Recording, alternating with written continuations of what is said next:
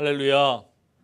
삶의 자리에서 감사함으로 하나님께 예배드리는 모든 믿음의 심령 위에 생명의 주 되신 아버지 하나님께서 부어주시는 생명의 은총이 충만하기를 축복합니다.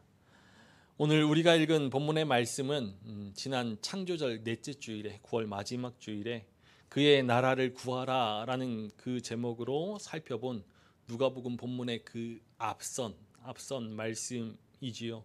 우리가 지난 시간에 보았듯이 무리 중에 한 사람이 예수님께 나와 간청합니다. 선생님, 내 형을 명하여 유산을 나와 함께 나누게 하소서.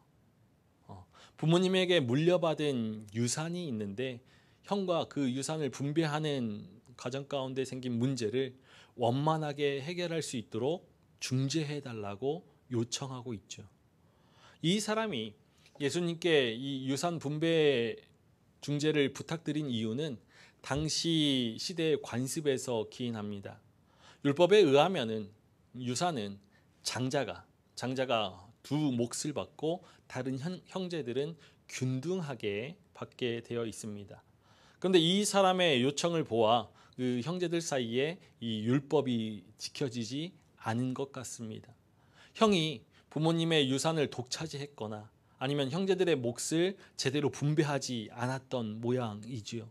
이렇게 유산의 문제로 분쟁이 일어났을 때 랍비에게 그 문제를 가지고 가서 판결을 받는 것이 유대의 관습이었습니다.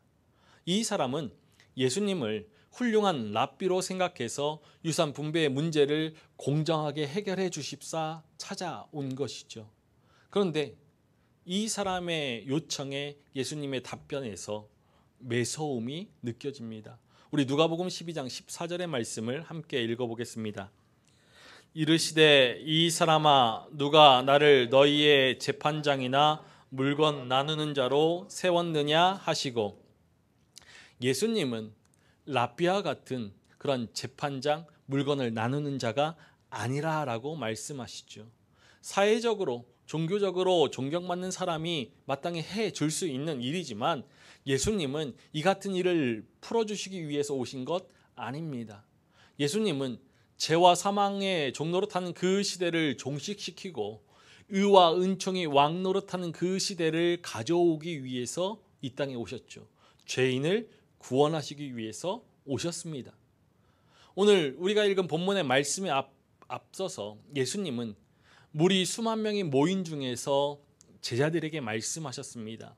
바리새인의 누룩을 주의하라 말씀하시며 한 영혼의 소중함을 일깨우셨죠.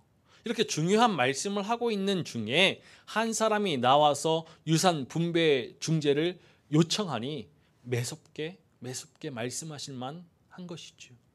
굶주리고 헐벗은 가난한 사람이 찾아와서 도움을 요청하였다라면 분명 그를 도와주셨을 것입니다. 그러나 이 사람이 물려받을 유산이 있다라는 것만으로도 굶주리고 헐벗은 가난한 사람이 아니었다라는 것을 우리가 알 수 있죠. 이미 먹고 마시며 입을 것을 넉넉히 가지고 있을 만한 그러한 사람이 더 많은 유산을 받고자 중재를 요청하니 나는 재판장이나 물건을 나누는 자가 아니다라고 매섭게 말씀하시는 것입니다. 그리고 오늘 우리가 읽은 말씀을 제자들에게 전해주시죠. 우리 15절의 말씀을 다시 한번 읽어보겠습니다. 그들에게 이르시되 삼가 모든 탐심을 물리치라. 사람의 생명이 그 소유에 넉넉한데 있지 아니하니라 하시고, 탐심은 모든 관계를 파괴합니다. 유산을 분배하는 그 과정 중에 형과의 관계가 깨어진 이 사람의 입장에서는 공평하고 정의롭게 해결해 줄 수 있는 그런 지혜를 요청하는 것이다 라고 자부하였을 것입니다. 그러나 예수님의 말씀에 그 사람의 진의가 고스란히 드러나고 있죠. 먹고 마시며 입는 그러한 삶의 기본적인 필요를 채울 수 있을 만큼의 재물을 가진 사람이 더 많은 유산 분배를 원한다라면은 그것은 탐심이라고 말씀하시는 것입니다. 지금 예수님은 유산 분배의 문제보다 근원적인 문제에 관심하십니다. 그것은 탐심, 곧 소유의 집착이죠. 이 사람이 원한 것은 유산이었고 손해보지 않고 자신의 몫을 오롯이 받는 것입니다. 그런데 유산 분배의 문제를 해결하기 위해서는 탐심, 곧 소유의 집착 문제가 해결되어야 합니다. 소유의 집착 문제가 해결되지 않는다면 유산 분배 문제도 해결되지 못하죠. 탐심은 사람의 생명이 소유에 달려있다라고 생각하게 합니다. 소유가 많으면 많을수록 생명을 연장할 수 있고 그 삶의 질을 향상시킬 수 있다 생각하게 만들죠. 그래서 더 많이 소유하려고 하고 쌓여가는 그 물질을 통해서 만족을 얻으려고 합니다. 생명의 주인 되신 하나님께로부터 얻어야 할 만족과 그 존재의 의미를 소유에서 얻으려 하는 것이죠.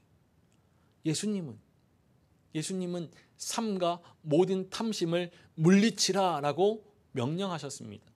여기서 삼가는 바라보다, 지각하다, 주의하다 라는 뜻이고 물리치라 라는 말씀은 주의하여 지키다, 경계하다 라는 뜻입니다. 그러므로 모든 탐심을 예의주시하며 경계하라 라는 말씀이죠. 탐심은 만족할 줄 모르는 그러한 욕망이고 가지면 가질수록 더욱더 가지려는 욕심입니다. 일용할 양식이 있는데 더 많은 양식을 저장하려고 하고 입을 옷이 있는데 여러 벌의 옷을 가지려고 합니다. 더 많이 쌓아두고 더 많은 것을 가지고 누리려고 하죠. 지금 예수님께서 이 소유의 많고 적음을 문제 삼으신 것 아닙니다. 성경의 말씀이 많은 소유, 부와 물질을 정죄하진 않습니다. 문제는 탐심입니다. 예수님은 모든 탐심이라고 말씀하시면서 물질만이 아니라 모든 종류의 탐심을 예의주시하며 자신을 지키라라고 말씀하십니다. 탐심, 이것은 곧 우상 숭배입니다. 우상 숭배는 하나님께서 계셔야 할 자리에 다른 것을 놓는 것이죠. 하나님이 아닌 물질을 쫓는다라면 그것은 탐심이고 우상 숭배입니다. 이러한 탐심은 생명의 주인 되신 하나님을 멀리하고서 헛된 우상을 섬기게 하는 어리석음을 낳습니다. 그러하기 때문에 모든 탐심을 물리쳐야죠. 삼가 모든 탐심을 물리쳐야 합니다. 예수님께서 탐심을 물리쳐야 하는 그 이유에 대해서 분명하게 말씀하여 주셨습니다. 사람의 생명이 그 소유에 넉넉한 데 있지 아니하니라. 사람의 생명은 죽고 사는 문제를 뜻하는 것 아닙니다. 생명은 그리스도 안에서 얻는 영원한 생명을 말하는 것이죠. 그렇다면 사람의 생명이, 영원한 생명이 어디에 달려 있습니까? 예수님은 자신의 가르침을 제자들이 쉽게 이해할 수 있는 비유의 말씀으로 전하여 주십니다. 우리 누가복음 12장 16절과 17절의 말씀을 함께 읽어보겠습니다. 또 비유로 그들에게 말하여 이르시되 한 부자가 그 밭에 소출이 풍성하매 심중에 생각하여 이르되 내가 곡식 쌓아둘 곳이 없으니 어찌할까 하고, 한 부자가 그의 밭에 소출이 풍성하여서 이 곡식들을 어떻게 보관해야 할지 고민하였습니다. 심중에 생각하여 라는 이 말씀은 이 소출을 쌓아둘 곳이 없어서 밤낮으로 고민하였다라는 것이죠. 국리 끝에 나온 해결책은 기존의 곡간을 헐고서 더 크게 지어서 곡식과 물건을 쌓아두는 것이었습니다. 그런데 헬라어 원문의 말씀을 보면은 이 기존의 곡간 그리고 새로 지을 곡간 이 모두가 복수입니다. 그러니까 부자는 이미 충분히 부자였던 것이죠. 그럼에도 이 곡간을 더 크게 여러 개를 지어서 재물을 쌓아두는 것에 집중하였습니다. 부자에게는 한 가지 확실한 가치관이 있죠. 삶의 평안은 쌓아둘 만큼의 풍족한 재물이 줄 수 있다라는 것입니다. 그의 말을 들어보면 우리가 확실히 알 수 있습니다. 우리 19절의 말씀을 함께 읽어보겠습니다. 또 내가 내 영혼에게 이르되 영혼아 여러 해 쓸 물건을 많이 쌓아두었으니 평안히 쉬고 먹고 마시고 즐거워하자 하리라 하되, 여러 해 쓸 물건을 많이 쌓아두었으니 평안히 쉬고 먹고 마시고 즐거워하자 하였습니다.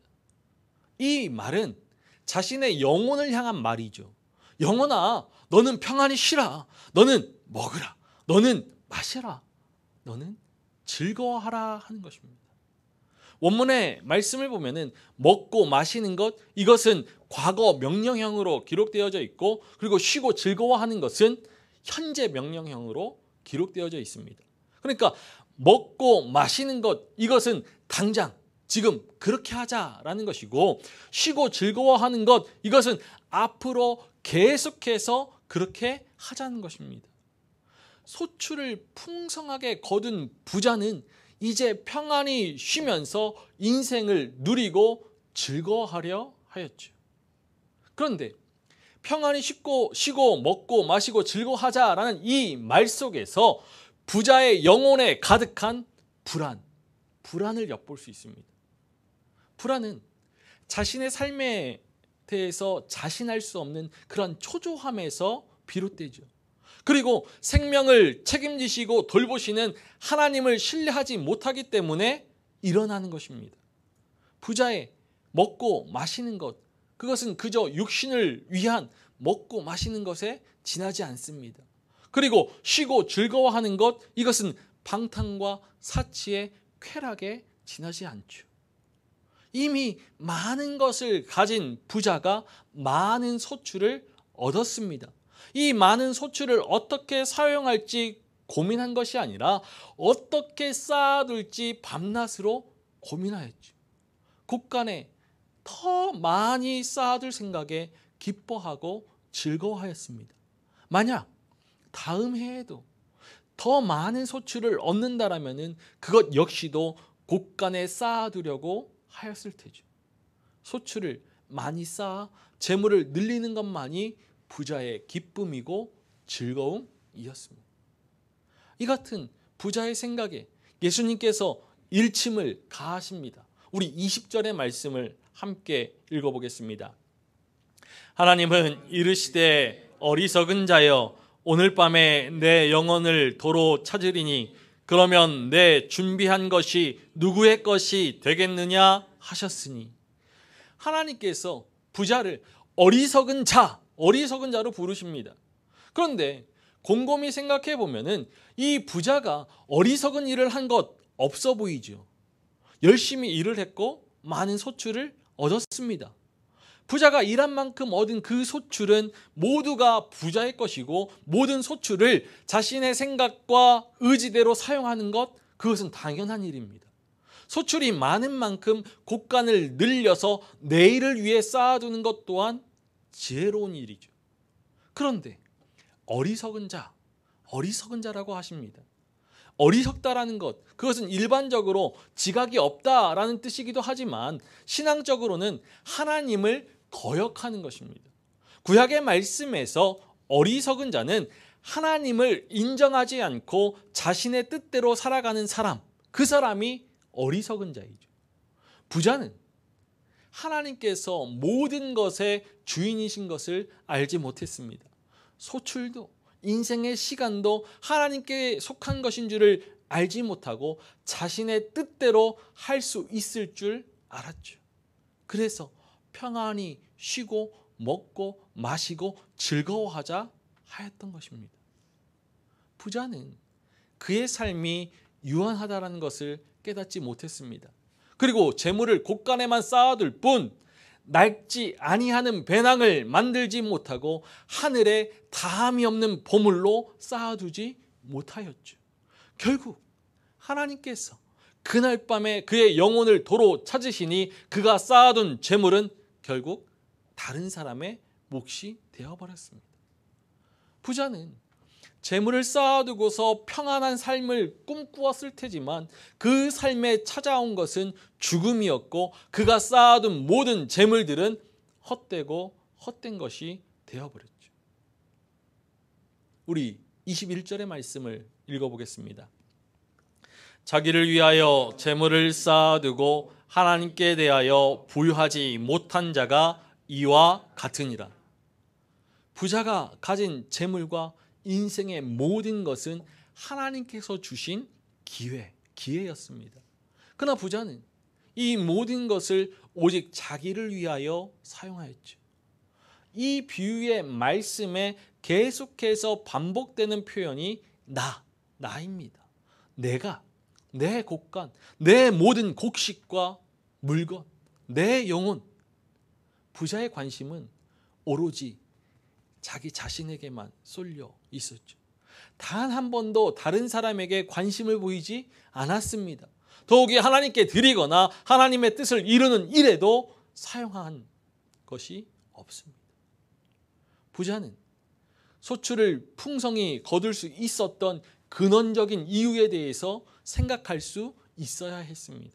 소출이 풍성할 수 있었던 이유, 그것은 하나님께서 햇빛과 비를 알맞게 내리셨기 때문이죠. 하나님께 복을 받은 것입니다.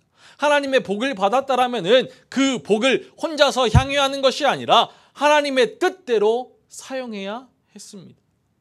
하나님의 뜻은 그 소유로 이웃을 구제하는 것이고 하나님의 나라를 구하는 것입니다. 그러나 부자는 자기를 위하여 재물을 쌓아두어서 하나님께 대하여 부유하지 못한 자가 되었죠. 하나님께 대하여 부유하다, 이것은 하나님을 하나님의 자리에 모시는 것입니다. 하나님께서 계셔야 할 자리에 재물이나 탐심을 두지 않고 하나님과의 친밀한 사귐으로 하나님을 깊이 알아가고 깊이 경험하는 것이죠. 하나님께서 그 삶에 베푸신 은총을 풍성하게 받아들이는 것입니다. 하나님의 은총을 받아들임으로 하나님의 뜻을 이루는 삶을 살아가고 그 삶을 통하여서 하나님과의 깊은 관계를 누려가는 것이죠. 무엇을 먹을까, 무엇을 입을까 하는 그 염려와 근심을 끊어내고 기르시고 입히시는 생명의 은총을 덧입는 그러한 사람이 바로 하나님께 대하여 부유한 자입니다. 그의 소유로 굶주리고 헐벗은 가난한 이웃을 구제하고 다만 하나님의 나라를 구하는 삶으로 모든 것을 더하시는 그 생명의 은총을 누리는 사람이 하나님께 대하여 부유한 자입니다. 예수님은 어리석은 부자의 비유에서 자기만을 위해서 재물을 쌓아두는 이 일이 곧 탐심이라고 가르치십니다. 자신의 소유를, 자신의 물질을 신뢰하고 의지하는 사람에게 재물은 하나님과도 같은 것이지요. 유산 분배 중재를 요청하는 이 사람도 하나님께서 계셔야 할 그 자리에 탐심을 두었습니다. 그 사람이 곧 어리석은 부자였던 것이죠. 사람의 생명이 그 소유에 넉넉한 데 있지 않습니다. 소유를 늘리고 물질을 쌓아두는 것이 아니라 하나님께서 계셔야 할 그 자리에 하나님을 모셔야 합니다. 재물이 아닌 하나님께서 생명의 주인 되어 주실 때 그 삶에 구원이 임하고 영원한 생명에 이르게 되죠. 하나님께 대하여서 부유한 자가 되어서 하나님의 영원한 생명에 잇된 생명의 삶을 살아가게 되는 것입니다.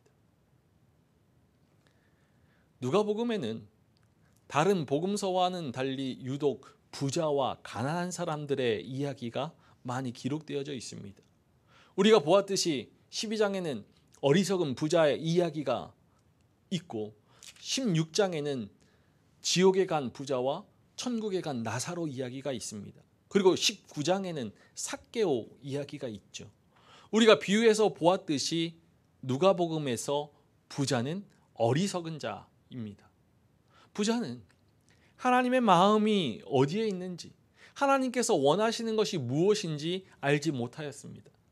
하나님께서는 굶주리고 헐벗은 가난한 사람들을 긍휼히 여기시는 하나님이시죠.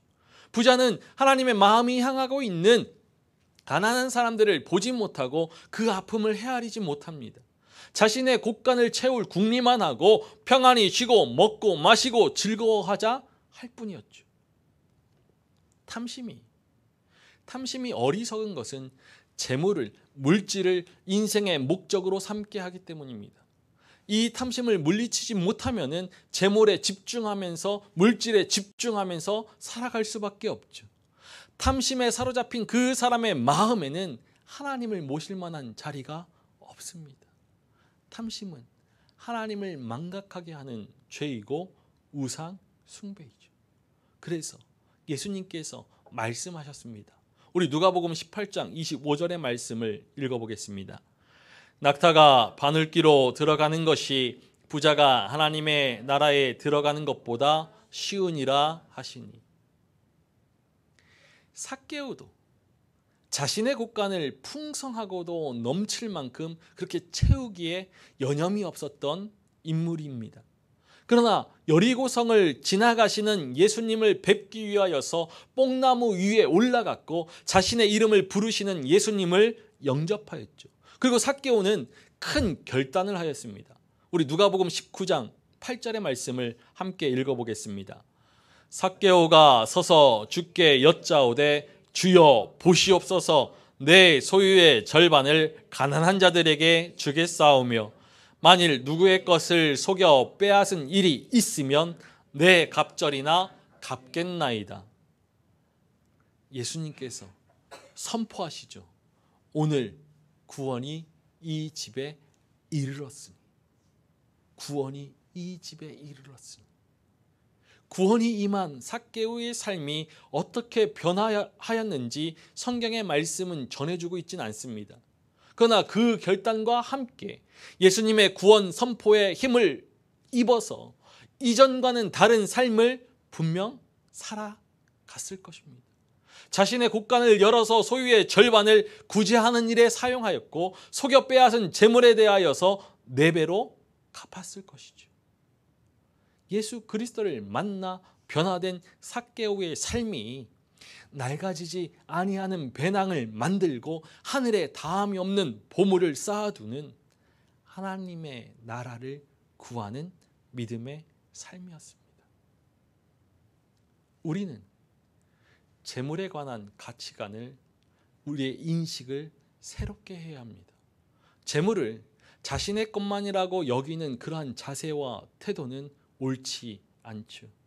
성경의 말씀은 우리가 소유하고 누리는 재물은 근본적으로 하나님의 것이고 그 재물에는 우리 이웃의 몫이 포함되어 있다라고 알려줍니다.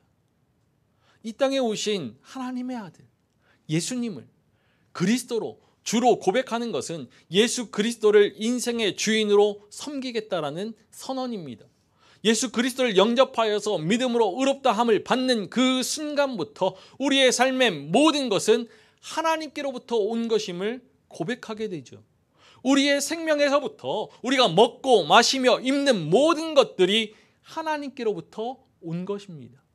이것이 하나님께서 주인 되시는 삶의 고백이고 하나님께서 다스리시는 인생의 가치관입니다.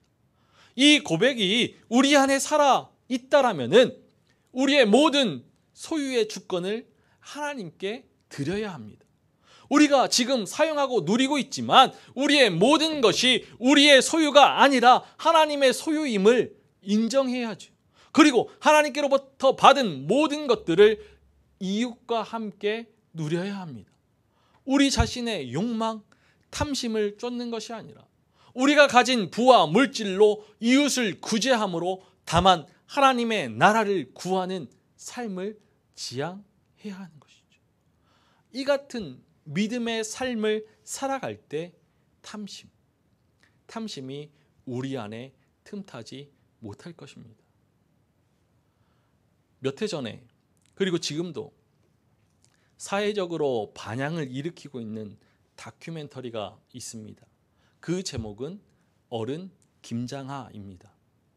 진주에서 60년 동안 한약방을 운영하면서 장학사업과 교육사업 그리고 지역신문 등 지역사회에서 선한 영향력을 끼친 이 시대의 진정한 어른 김장하 선생님에 관한 이야기이죠. 수많은 인터뷰를 거절하면서 묵묵히 자신의 위치를 지키며 나눔의 삶을 살아온 김장하 선생님의 그러한 어록 중에, 말씀들 중에 오늘 누가복음의 본문과 같은 맥을 가지고 있는 말씀이 있습니다. 똥은 쌓아두면 구린내가 나지만 흩어버리면 거름이 되어 꽃도 피우고 열매도 맺습니다. 돈도 이와 같아서 주변에 나누어야 사회에 꽃이 핍니다. 한약방에서 많은 사람의 건강을 위해 값싼 한약을 지어 팔면서 그 수익을 쌓아두지 않고 나눔으로 자신의 삶에 그리고 지역사회에 한국사회에 아름다운 꽃을 피웠습니다. 그런 이유에서인지 이 다큐멘터리의 영어 제목이 A Man Who Heals the City입니다. 도시를 치유하는 남자이죠. 창조의 주 하나님의 영원한 생명에 잇대어 살아가는 그리스도 예수의 사람이라면 이와 같은 삶을 살아야 합니다. 탐심을 버리고 하나님께서 허락하신 물질과 인생의 모든 것으로 이웃을 돌보고 나누며 함께 살아야지요. 그 삶의 자리에서 생명의 아름다운 꽃을 피워내야 합니다. 우리 디모데전서 6장 17절과 18절의 말씀을 함께 읽어보겠습니다. 내가 이 세대에서 부한 자들을 명하여 마음을 높이지 말고 정함이 없는 재물에 소망을 두지 말고 오직 우리에게 모든 것을 후히 주사 누리게 하시는 하나님께 두며 선을 행하고 선한 사업을 많이 하고 나누어 주기를 좋아하며 너그러운 자가 되게 하라. 우리의 소망을 재물이 아닌 생명의 주인 되신 하나님께 두고 선을 행하며 선한 사업을 많이 하고 나누어야 합니다. 재물을 인생의 목적으로 삼지 말고 선한 일의 도구로 삼아야지요. 우리의 곳간을 채우는 일의 혈안이 되는 것이 아니라 사람의 생명이 소유의 넉넉한 데 있지 않음을 분명히 기억하고서 하나님께 대하여 부요한 자가 되어야 합니다. 굶주리고 헐벗은 가난한 이웃들을 돌아보고 우리의 소유를 팔아서 구제할 수 있어야지요. 인생의 공경을 만나서 소망을 잃어버린 이웃들에게 찾아가서 사랑의 손길을 내밀 수 있어야 합니다. 관계의 단절로 인하여서 절망의 수렁에 깊이 빠진 이웃들에게 다가가서 기댈 수 있는 어깨를 내어줄 수 있어야죠. 바로 이 삶이 하나님의 나라를 구하는 삶이고 영원한 생명에 이르는 구원의 그 길 위에 모든 사람을 초청하여 생명의 꽃을 피우는 복된 삶입니다. 그리스도 예수의 사람은 하나님의 창조 세계 안에서 창조 질서의 회복을 소망하며 하나님의 지상 대리자로 살아갑니다. 세상에 생명에 이르는 복을 전하면서 생명을 살리는 복의 통로가 되지요. 이 같은 생명의 삶은 하나님의 마음을 품어서 이웃을 사랑하며 그들의 삶에 연대하고 영원한 생명에 이르게 합니다. 하늘 보좌에서 이 땅에 스스로 내려오신 십자가에서 희생되신 그리스도 안에서 나타난 하나님의 사랑을 닮아서 사랑과 긍휼, 생명과 구원의 통로가 되는 것이죠. 우리의 생명이 재물이 아닌 생명의 주인 되신 하나님의 손에 달려 있음을 깨닫고 다만 하나님의 나라를 구하는 믿음의 삶을 온전히 살아가기를 소망합니다. 소유가, 물질이 사람의 생명을 지키고 평안을 누리게 하는 것이 아니라 생명의 주인 되신 하나님께서 사람의 생명을 지키시고 평안을 누리게 하십니다. 창조의 주 되신 하나님께서 기르시고 입히시는 그 은총, 그 생명의 은총만을 의지하고 의뢰할 때 평안히 쉬고 먹고 마시고 즐거워할 수 있을 것입니다. 사랑하는 믿음의 가족 여러분 모두가 삼가 모든 탐심을 물리치고 자기를 위하여 재물을 쌓아두는 것이 아니라 하나님께 대하여 부요한 자가 되어서 다만 하나님의 나라를 구하는 그 믿음의 삶을 살아가시기를 주님의 이름으로 간절히 축원합니다.